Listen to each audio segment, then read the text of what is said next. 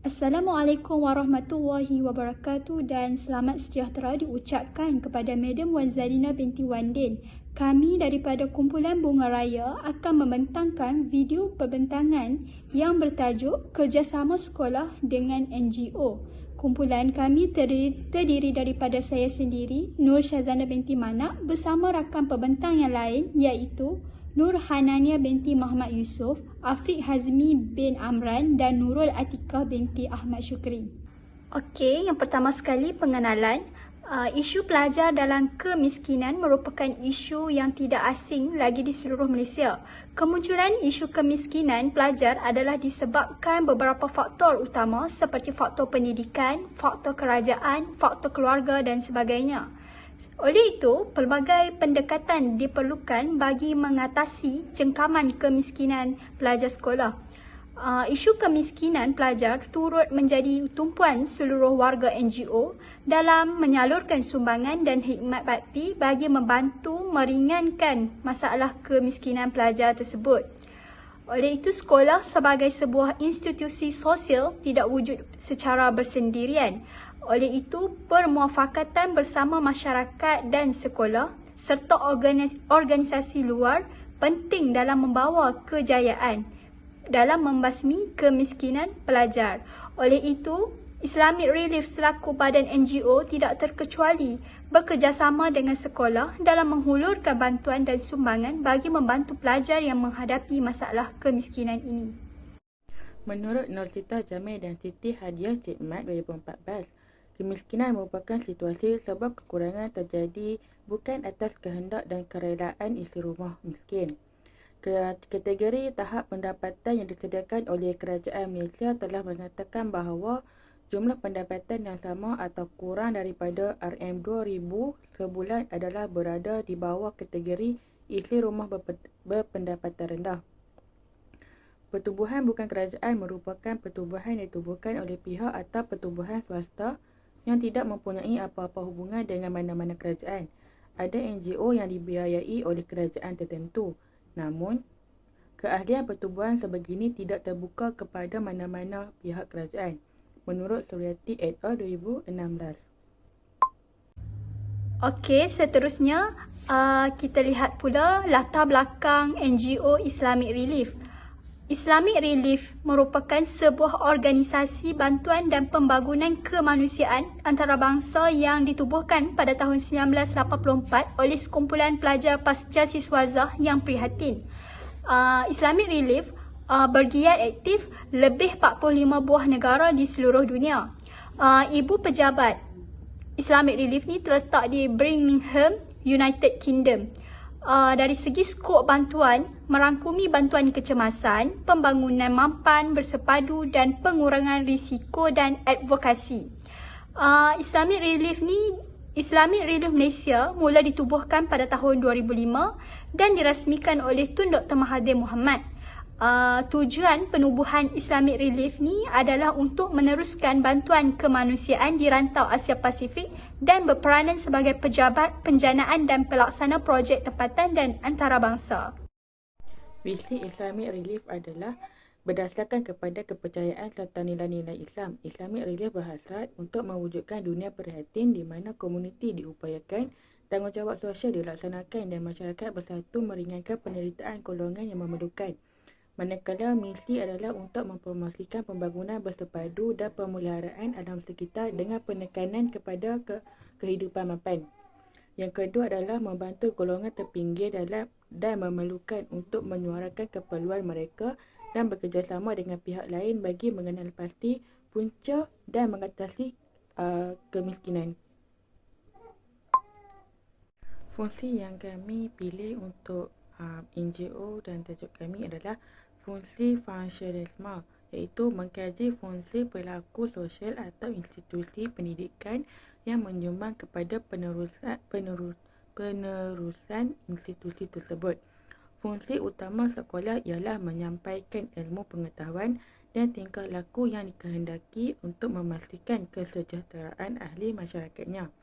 Setiap anggota dalam institusi pendidikan mempunyai peranan dan fungsi masing-masing.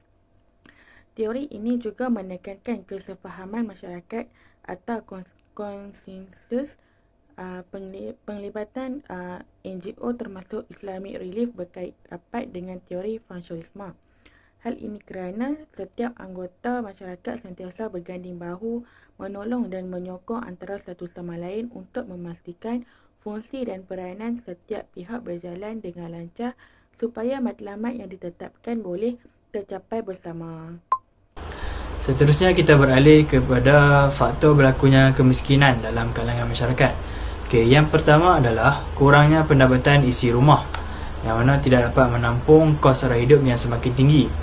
Yang kedua, kurang ataupun tidak berpeluang mendapat pendidikan yang baik. Yang ketiga, kurangnya peluang pekerjaan yang ditawarkan, sama ada daripada pihak swasta ataupun kerajaan. Yang keempat, kos sara hidup yang tinggi pada masa ini. Dan yang terakhir adalah saiz isi rumah ataupun jumlah isi rumah melebihi kadar pendapatan. Antara kesan jurang kemiskinan terhadap pelajar sekolah. Yang pertama adalah ketinggalan dalam pelajaran. Jurang ini juga menyebabkan pelajar daripada golongan miskin tidak dapat meneruskan pelajaran dengan sempurna. Sesetengah pelajar sekolah tidak mampu memiliki gadget untuk pembelajaran secara atas talian. Terutamanya di waktu pandemik COVID-19 di mana sekolah terpaksa ditutup dan pembelajaran dilakukan secara atas talian.